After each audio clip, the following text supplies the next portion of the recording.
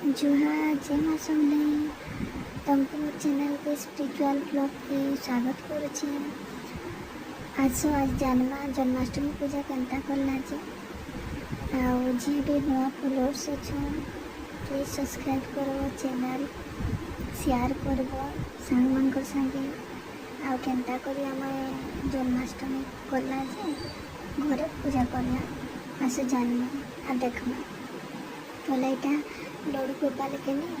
पहला शंख भी बुधे नामा जल अभिषेक कर नामा तापरे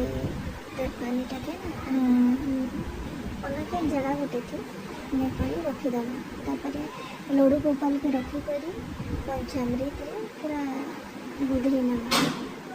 तुलसी पतर फूल फुला दे मिश्री दे नामा दही दे नामा पंचामृत दही मिश्री घी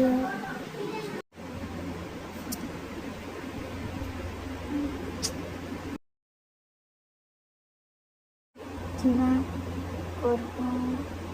चंदन फूल धूप टे मिसे कर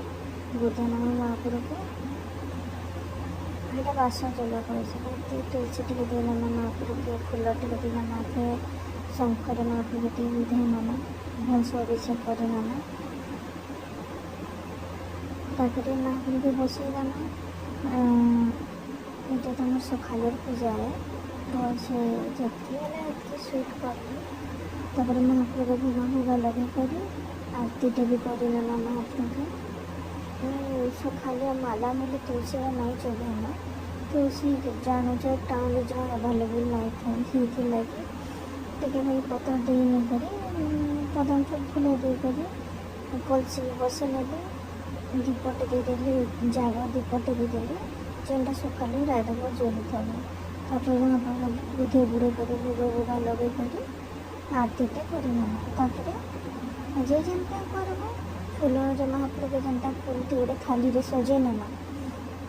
महापुर के शुए नामा